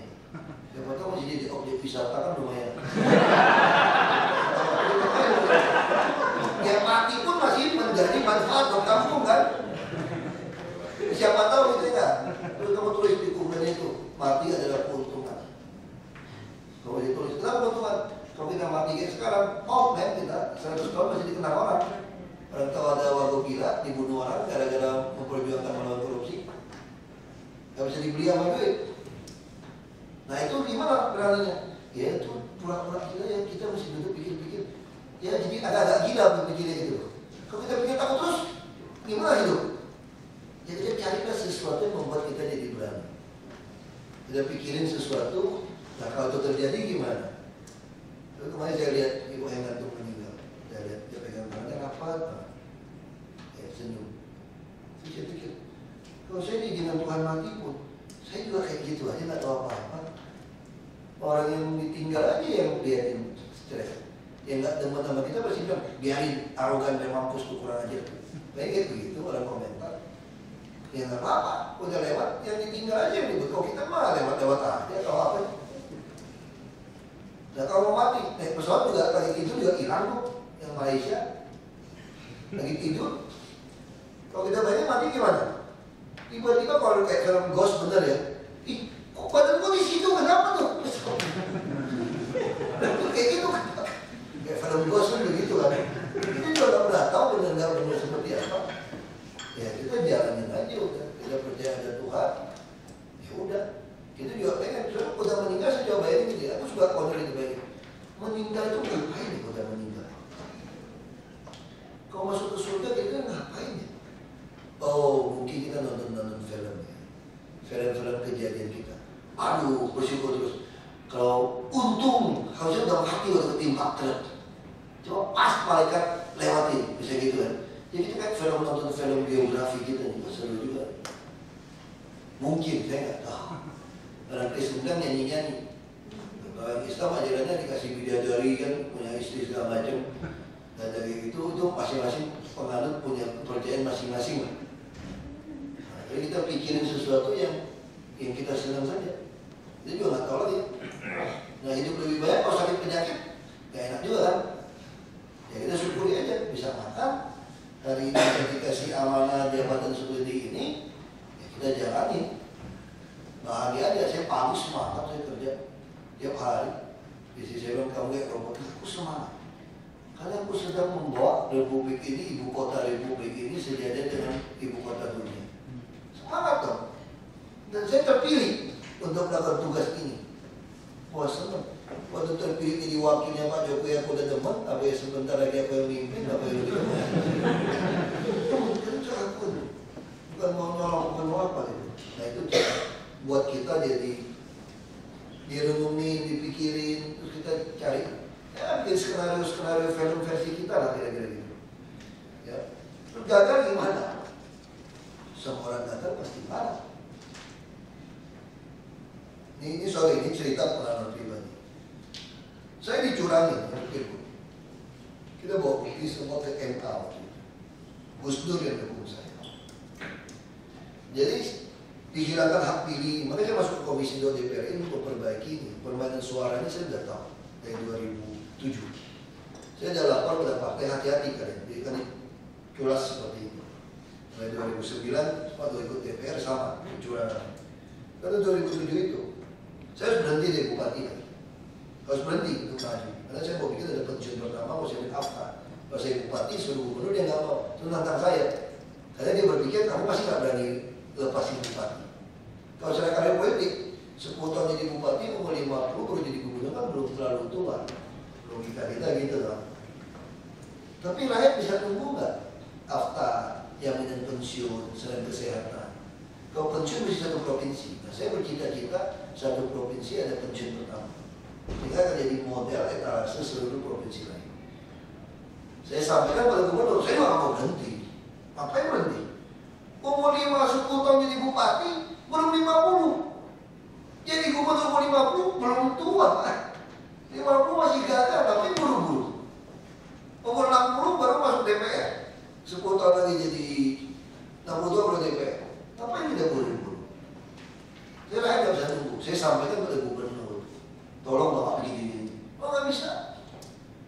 Ini bisa buat model Pak. Kalau kamu berani, lawan saya aja jadi gubernur. Mana aja? Lu berani berhenti nggak lu? Dia mesti berhenti. Kenapa? Aku juga berpikir, kalau saya terus, saya juga nggak bisa membuat pensiun. Saya hanya jadi bupati tok 10 tahun. Saya berhenti, pengganti saya sama palingnya. Belum tentu melakukan tugas ini. Makanya aku berhenti. Jadi bakal nggak? Saya tidak mau ikut tuh. Saya ceritakan, oke pensiun. Oh Gus Dur tertarik proposal ini. Oke kita dukung. Ditambah ada sentimentalnya Gus Dur. Dia pengen turunan Cina pertama jadi gubernur. Dia pengen wujudkan inilah Indonesia sesungguhnya. Dia kampanye, itu Gus Dur. Mulailah kampanye. Muhaimin juga bingung si Anies semua yang PKB kan teman-teman. Gus Dur udah bilang kamu kampanye. Tapi pas kamu mau kurang ajar kamu nih. Jangan Gus Dur mau kamu jadi anak pada anak pagi. Jadi pakai pesan biasa Gus Dur mau kampanye. Cuci darah loh, balik cuci darah. Begitu lagi. Nah begitu dihilangin semua. Dulu semua di quick count Metro TV kan, kalau di IJA, satu-satu pilgub yang nggak ada quick count itu cuma Bapak. Coba cari tanya, kenapa Bapak ada quick count? Jam 2 sampai jam 7 malam saya menang 7.000. Polisi laporin, itu nggak bisa jadi saksi. Langsung matiin lampu. 3 KPUD kami yang berdatangan. Di KPUD Oknum Bajingan itu udah ada dari sejak dulu. Kalau berdatangan dia tambah 21.000 di Sekala 14.800 suara. Jam 11 malam itu nyala. Lalu orang kumpulin lah, bawa ke MK. Sampai ke MK, dipelajari kan mesti 2 minggu. Pelajari, tanya, bisa nggak bawa saksi ini datang 50.000 lebih ikut di sini? Bisa bawa itu mahal. Pilih aja 7 nama datang. Itu ada satu nelayan saya ketemu dia di lift. Kalau angkatan laut taruh di situ, kurang aja juga. Letakin itu kalau angkatan laut. Dipotong itu. Saya lapor ke Panglima yang berita. Terus saya sama si nelayan di kampung orang Islam. Saya bilang, Pak, Bapak nggak salah berani datang jadi saksi. Kita bisa terancam gitu loh, nyawa Bapak. Dia jawabnya saya sampai pikir mau nangis. Kami ini sudah nggak ada harapan Pak. Siapapun jadi pejabat sama nasib kami. Nah cuma bapaknya harapan kami. Kita mati pun barangnya. Wah ini luar biasa. Nelayan nih, dia bisa berpikir seperti itu. Mana kali Pak ada orang seperti bapak yang mau pasang badan buat kamu turun. Tadi udah dengar untung soalnya. Orang Islam cuma 3%, tak ada masjid surau musuh jelek. Muadzin, bukan jaga masjid, gua hajiin, guru ngaji segala macam. Ya sama bapak saya lebih pintar lagi. Dijaga ya, ada singgung orang Islam. Orang mau bangun masjid, cepat-cepat kamu kirim batu, mau pasir fondasi. Kenapa Pak? Soalnya orang Islam percaya selama masjid dipakai terus, pahalanya hitung terus tuh. Gak salah orang dagang kan. Kalau masjid diperbesar atau diperkecil, dibagusin, fondasi nggak pernah dibuang. Kalau dinding atau seng hilang tuh barang tuh. Kalau mati fondasi selesai, dihitung terus tuh. Luas juga, kiblatnya juga semua sama kan. Cuma ditambah luas doang kan. Kalau mau dinding, semen, cat, hilang loh. Kalau batu awal, semen awal, fondasi itu. Bukan dari bapak saya. Tapi orang bilang begini. Lalu apa yang terjadi? Kita ditawari menyuap satu hakim tidak 1 miliar. Tentu nggak ada. Kalau 5 miliar, kami dikasih putusan 5-0. Bahwa ini ada kecurangan sistematik. Harus berapa tempat diulang. Kalau diulang kita pasti menang. Karena di Indonesia pun saya sudah dengar orang bilang, kalau diperpanjang, semua daftar pilih benar, selesai. Kita pikir, nggak? Nah, itu saya ditanya bagaimana untuk rasakan. Ya panas dong ya, emosi dong, dicurang. Gimana marah? Nah itu gunanya kita butuh duduk diam meditasi. Saya suka baca cerita-cerita Nabi. Itu Nabi Sulaiman. Bahasa Inggris memang, bukan bahasa Arab. Karena saya nggak bisa bahasa Arab, karena diusir dari masjid. Karena saya ikut agama Islam. Orang kafir nggak boleh masuk masjid katanya. Sholat Isya, nggak boleh sholat Isya. Mau belajar Al-Quran, nggak boleh. Karena teman saya masyumi, kayak ekstrim. Nggak boleh. Guru agama saya adalah Haji Anwar. Ya udah, kamu nggak usah. Ya 10 soal 7 aja, 3 Arab bebas. Nah, agama Islam saya paling bagus. Bebas tulisan Arab, 7 hitung 10. Karena Islam juga kalah. Nggak bisa saya. Tapi saya bisa mengucapkan jawab masalah segala macam, saya bisa. Nah, saya tanya waktu kalau mau menikah ditanya KUA, cuma itu pertanyaannya. Bisa mengucapkan jawab masalah, nggak cuma pasangannya. Kalau gampang lah gitu, hafal aja. Itu pikiran kita waktu SMP gitu. Saya ya udah, itu berhidayah sesuatu kita ngerti. Udah. Jadi balik ke situ. Waktu apa yang saya pikirkan?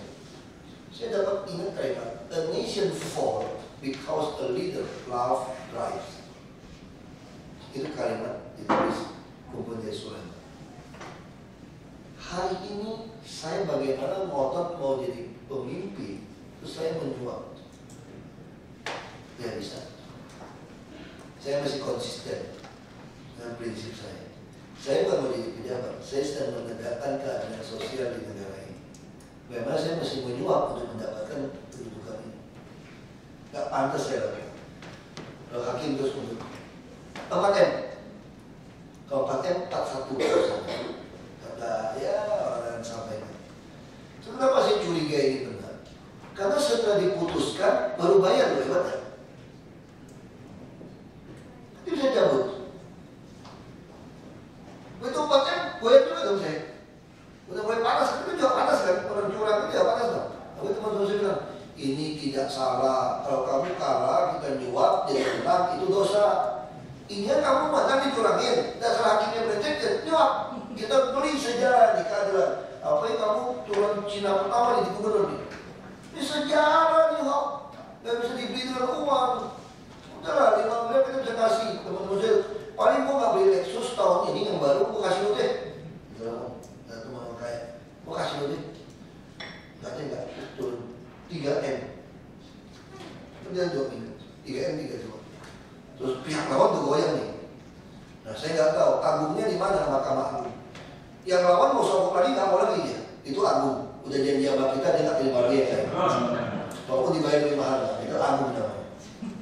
Kira seperti itu. Dia nggak ada bukti namanya. Jadi bisa kita rasakan dong. Dia tunggu itu 3M terus dia mau rusuh. Terus saya ketemu Gus Dur. Apa Gus Dur? Gus rusuh. Siapa? Dia bilang apa sih? Kirim aja banser 2000. Ya, berantem semua. Lihat aja siapa yang lebih berani. Suruh, aduh Gus, jangan Gus. Mungkin orang turunan Tionghoa belum bisa jadi gubernur Gus. Siapa bilang jadi presiden aja bisa kan? Itu Gus Dur kasih semangat. Kurang apa lagi? Kirim langsung ke ini. Kawan, Gus Dur udah kasih pasukan 2.000. Duit 3M mau dibayar nih. Tinggal persetujuan istri. Kita panas dong. Main 2 minggu kan tegang. Kita panas liatin lawan, KPUD-nya nyindir-nyindir kita. Lawannya liatin kita. Wah, panas kalau manusia kita marah. Mau menang, panas. Ya waktu saya punya bayi 8 bulan soalnya. Yang sukses kan 8 tahun. 8 bulan ya kira-kira. Kalau ikut gimana pilih anak? Saya masih ngomong sama istri saya dong. Saya ngomong kamu deketin terus kemudian ke dapur lewat. Bayangkan nih, siapa nih jadi gubernur nih? Ini udah siap duit semua nih. Mau bisa ribut, dia nggak mau jawab. Dia terus bilang, sama ibu aja terus dia, terserah lu. Nah, 2 handai ya. Lo mau jadi murid Yesus apa murid Barabas gitu? Orang Kristen pasti nggak ngerti ceritanya. Saya aja nggak ngerti waktu itu dia ngomong. Saya nggak shock, saya lupa. Kenapa? Jadi di dalam kisah Nabi Isa, kan dia diadu di hadapan penjahat. Pilatus tanya, siapa yang mau saya selamatkan? Saya punya hak melepaskan 1 orang. Ini Isa nggak ada jahat, nggak ketemu. Ini Barabas penjahat, perampok, pembunuh.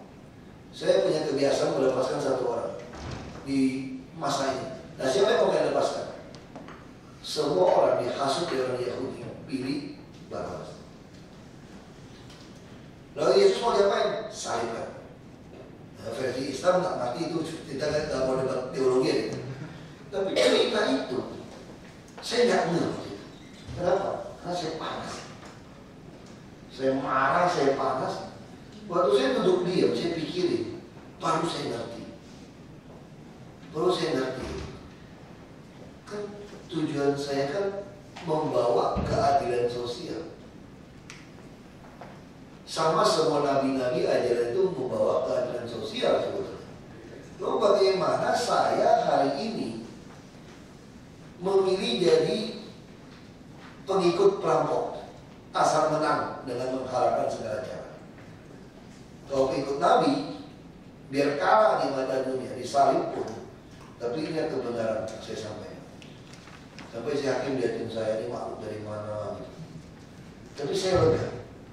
Dan saya juga beruntung ada dokter Salim. Saya PIB.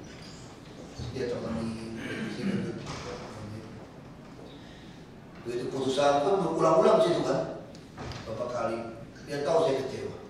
Dia pasti ngajak saya makan es krim, Ragusa. Karena Ragusa juga punya tuh orang PIB juga. Hajar, mualaf.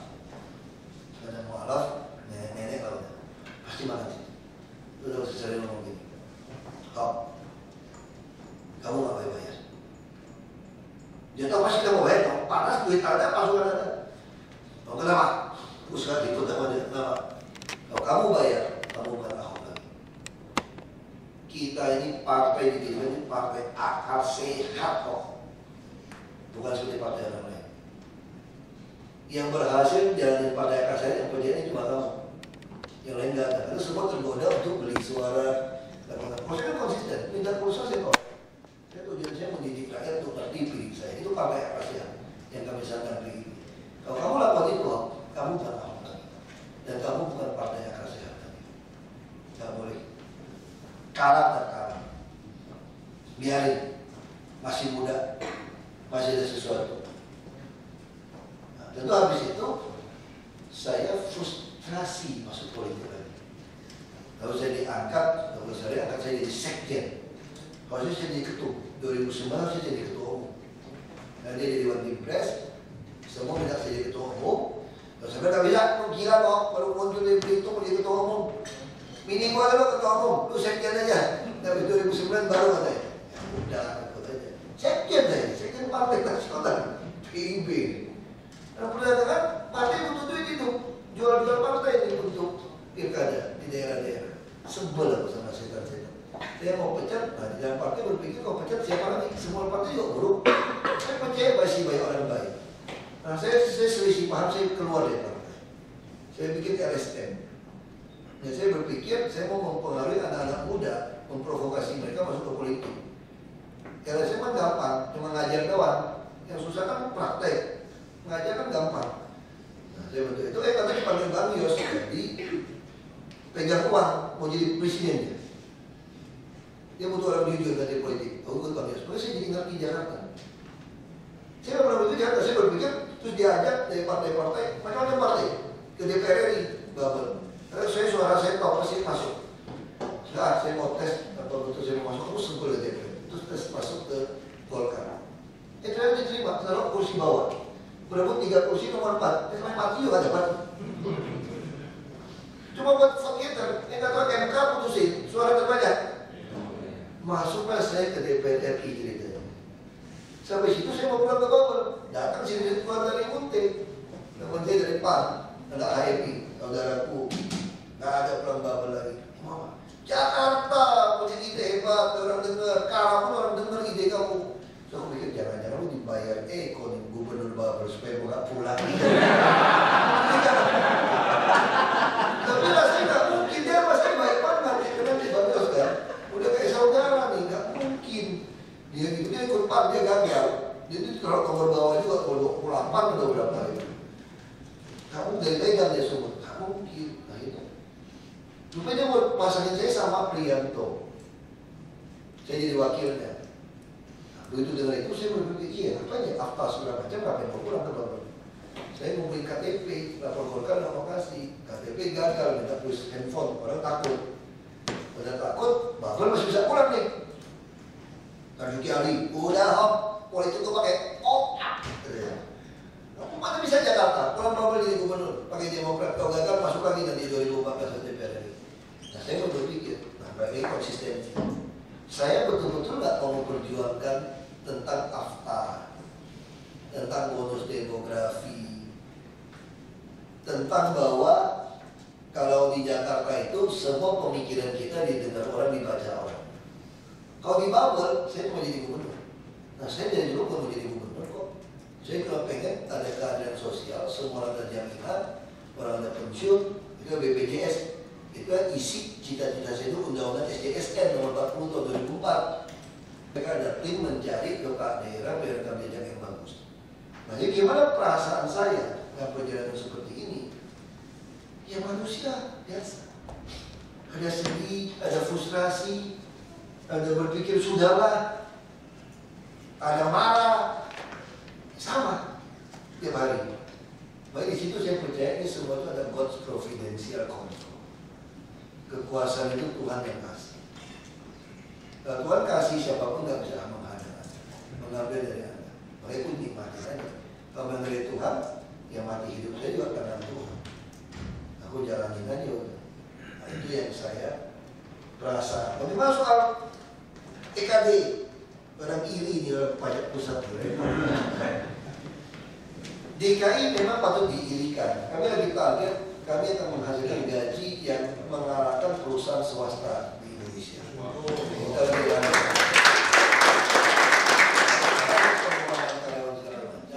Kita lagi membangun sistem demokrasi, padahal lagi kerjaan TKD yang dinamis, dihambat. Nah kita harap Jakarta bisa berhasil jadi model untuk seluruh Indonesia. Saya selalu percaya semua orang pengen terima uang halal. Nah, saya waktu program itu orang marah sama saya. Saya suka baca kumpulan kata-kata hikmat, cerita hikmat dari Nabi Sulaiman. Gak ada orang lebih berhikmat daripada Nabi Sulaiman. Di dunia ini lahir lagi gak susah. Itu kata-kata cerita di kitab suci. Dia bilang ada satu Nabi terus begini, ini kumpulan-kumpulannya. Jangan kasih saya terlalu kaya, jangan kasih saya terlalu miskin. Nama itu Abdul bin Yaqi. Yang gak tahu di Islam versi di Kristen saya. Kalau saya terlalu kaya, saya lupa siapa itu Tuhan. Jadi kalau saya terlalu miskin, saya akan mencuri dan merusak namamu. Jadi Nabi aja doa. Jadi kalau saya terlalu miskin, saya bisa curi. Ini yang terjadi di PNS kita hari ini. gaji itu nggak cukup anak sekolah, anak kuliah, nggak cukup. Lama-lama tergoda pengen lebih. Tadi berpikir nyimpen dulu, bercadangan. Berlemak dulu deh, simpan dulu. Lama-lama kan ini kan teori paradigma shift teori, pergeseran yang tidak terasa. Nah sama saya itu teori itu tuh dari kodok. Kodok kalau ada kuali panas. Ini waktu saya kuliah di Prastia kuliah, dosen saya cerita. Ini ilmu marketing. Yang saya ingat itu, ilmunya nggak ingat. Siapa tulis buku saya ingat. Yang cerita itu saya ingat, itu aja. Itu masalah saya. Bukunya apa, pengarangnya siapa, peduli amat, itu nggak kenal orang Amerika, mesti amat. Itu teorinya nih. Kalau air panas di kuali, ambil kodok, dilemparin, itu kodok langsung loncat. Dia kepeka, panas dia loncat. Tapi kalau di kualinya dingin, ditimbuk empuk, tapi ada daun talas, itu berenang. Itu nyalain api pelan-pelan. Sampai mati dia nggak salah lagi. Jadi nyesuaiin. Nah itulah kita. Kalau kita terus begini, lingkungan ini kita nggak mau nyangka, tergeser kita. Nah, kita butuh teman ngomong, ngecek hati kita. Soalnya gaji gimana? Saya yakin Lebuk ini mampu gaji orang dengan baik. Asal markup di APBN semua dicoret. Semua anggota DPR harus dilakukan pembuktian terbalik. Jadi remunerasi tanpa pembuktian terbalik nggak jalan. Sekarang siapapun mau jadi pejabat hanya cek harta yang ada dari mana kan? Bahkan kita punya Undang-Undang Nomor 7 tahun 2006. Itu hasil ratifikasi Konvensi PBB melawan korupsi. Di situ disebutkan ada prinsip illicit enrichment. Ada penambahan kekayaan yang haram yang gelap. Yang harusnya seorang pejabat publik ketika hartanya, biaya hidup dia dan pajak yang dia bayar kira-kira nggak sesuai, maka dia disita untuk negara dan dia dinyatakan korup. Nah, nggak ada yang berani bikin ini. Sudah ada undang-undangnya. Kita nggak mau mengacu, cuma undang sedikit di pidana pencucian uang. Tapi bisa tebak pilih masih kalau bicara PPPU. Kenapa pejabat nggak diberlakukan? Nah ini yang saya harap Pak Jokowi bisa lakukan. Karena balik lagi akar segala masalah di Republik kita ini adalah korupsi. Cara mengunci itu yaitu kalau itu berhasil, gaji semua kan baik. Gaji yang baik, kita kan jadi orang profesional. Jadi itu yang bisa pikiran saya tentang kesejahteraan. Mungkin ada lagi satu dua kalau nanti penasaran. Benar Pak ya. Kalau dalam teori aksi publik itu ada teori entrepreneurship government Pak yang digunakan oleh Dr. Osborne. Bagaimana pendapat Bapak berhubungan dengan entrepreneurship government itu Pak? Dalam arti yang selama ini sebenarnya birokrasi hanya melayani terus, padahal sebenarnya birokrasi itu bisa juga untuk bisa mendapatkan penerimaan yang untuk rakyat banyak gitu. Kami memang berharap sebenarnya Indonesia ini, saya cita-cita saya, Anda nggak bisa tarik cash lebih dari 1 kali UMP di Indonesia, sehingga Anda akan pakai semua iman. Dia tidak ada bisa korupsi, dan saya bisa trace semua transaksi Anda. Baik kami di DKI ini tahun depan saya dapat hasil penarikan semua 25 juta. Siapapun mau hubungan dengan DKI, termasuk PHL ke hari yang lepas, semua mereka dibayar dengan baik. Saya juga mendidik orang dengan baik. Nanti bantuan-bantuan kami pun dengan Imani ini semua tidak ada request. Bahkan saya berharap di bantuan sosial pun, kamu kalau mau dapat nasi beli dari Imani, duitnya saya isi. Anda nggak bisa tarik cash. Kalau nggak semua terjadi penipuan, dan itu saya bisa baca Anda beli apa. Nah, gimana soal teknis exchange of information ini? Kami sudah MOU, saya datangin Pak Fuad. Dia datangin beliau, saya pengen dia buka data kita semua, sampai kita udah mulai, ternyata orang pajak berani action apa enggak. Karena dia banyak pejabat yang kena kan. Jadi kalau kamu beli mobil sekian, saya kan suruh cek, udah bayar pajak belum? Kalau nama sopir kamu belum ada NJOP, NPWP kita kasih NPWP. Jadi saya pikir trace semua, kita potensi pajak luar biasa. Sekarang saya mau paksa semua supaya PHL, PKL pun saya suruh dagang dengan ini. Sehingga nanti saya mau kenakan pajak juga kalau dia mampu. Kenapa saya mau kejar pajak penghasilan? Kan 20% buat DKI. Nah ini cara menjawab dan tadi entrepreneurship government. Ini cari celah hukum, cari celah di mana bisa dapat duit yang tidak merugikan orang lain. Sama seperti kita berpikir Saya sih nggak tahu lah teori ini, saya agak parah sekolah ini. Yang ini dapat nilai B cukup. Karena kalau terlalu pintar kembali jadi dosen biasanya. Kalau terlalu bodoh memang susah. Jadi orang jangan terlalu pintar, jangan terlalu bodoh ya. Pas saja. Kalau semua terlalu tuh repot itu. Ya saya kurang hafal di buku siapa. Nah, makanya saya mendorong kenapa nggak ada tingkat gratis. Ini ada stimulus. Kalau kita bantu orang sakit, ini semua stimulus ekonomi yang kita lakukan kalau kamu sakit. Jadi kita harus berpikir intinya sederhana di Jakarta kalau jadi pemerintah itu. Sama kayak ekonomi saja, mengeluarkan sekecil mungkin, mendapatkan hasil sebanyak mungkin. Itu teori ilmu ekonomi ya begitu. Pemerintah juga sama. Cuma beda di mana? Kalau swasta ini berpikir untukku, untuk grupku itu. Kalau kita enggak. Kalau di pemerintah terbalik. Tapi prinsip sama, sehemat mungkin. Karena teorinya pinter hemat lebih kaya daripada pinter cari uang. Kayak itu, cari uang satu hari kan ada batasan. Jadi pinter hemat ini kunci. Ini seperti itu sama. Nanti yang membedakan pemerintah di mana? Entrepreneurship pemerintah dengan yang swasta. Kalau swasta nggak pernah berpikir, tapi sekarang berapa swasta pernah berpikir? Kenapa mereka berpikir? Dulu bilang hanya mensejahterakan shareholder. Kalau kita kan udah malah mensejahterakan stakeholder. Karena kesejahteraan mereka juga kesejahteraan kita. Swasta pun sudah berpikir seperti itu. Nah, kalau pemerintah, apa bedanya swasta? Sama pikirannya, harus seperti ini. Usahakan kesejahteraan orang banyak, pasti itu kesejahteraan kamu juga. Pemerintah sama. Kalau semua orang kaya, banyak itu juga kaya. Nah yang membedakan apa? Swasta tuh nggak pernah mau ngutangin dulu, nge-full dulu, karena semua ada nilai banknya. Kalau pemerintah kan gampang, pemerintah itu kayak preman. Lebih parah daripada preman lah. Jadi contoh, orang pajak ngerti kan. Kalau seseorang mau menginvestasikan uangnya, membangun pabrik memproduksi sesuatu, izin dia kenain duit. Pegawainya kerja, dikenain pajak. Beli bahan untuk bangun, dikenain pajak. Belum untung bos, nggak mau tahu, 10% pokoknya. Kamu, ya kan, nggak mau tahu, boleh terima.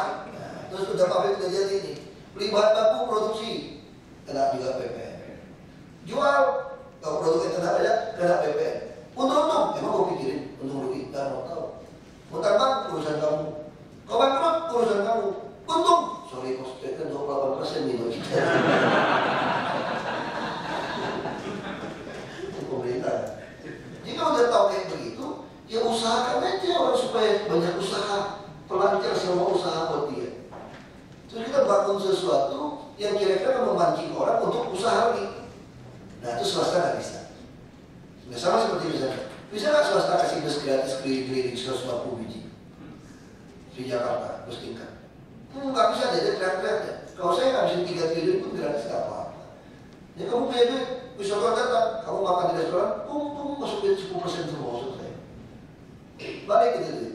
Nah kita kuasain semua. Nah, itu aja beda dengan pemerintah. Ini banyak hal swasta dia bisa lakukan, harus pemerintah. Dan pemerintah kan duitnya kan tadi kan join, tapi hanya profit sharing kurang aja. Kau join, kalau saya join 28% keuntungan, kau rugi gimana? Ya harus keluar 28% dong. Kan itu baru namanya join.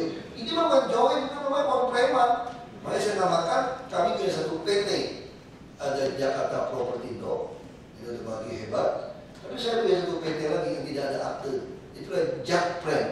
Ini Jakpro orang Jakarta Preman. Kalau kita ngomong itu jadi Jakpro, saya punya Jakpren. Ya kayak gitu. Kalau teori saya nggak tahu. Saya kadang-kadang ngomong dulu baru cari teorinya. Kalau dosen mesti gitu, habis ngomong baru mikir nih tadi. Ini bagus ya. Buku apa ya ngomong ya? Buku apa ya? Ketemu deh buku lagi. Nah, saya kasih mahasiswa ini teorinya itu loh. Gitu. Nah, jadi saya tipe orang ngomong dulu baru mikir. Ya, bukan dosen deh. Ya saya kira itu. Terima kasih banyak. Bapak luar biasa, Pak Wagub. Kami tidak terasa waktu jalan sebenarnya dijadikan 1 jam, 2 jam 4, tapi ini memang luar biasa, itulah waktu kita. Mudah-mudahan waktu ini telah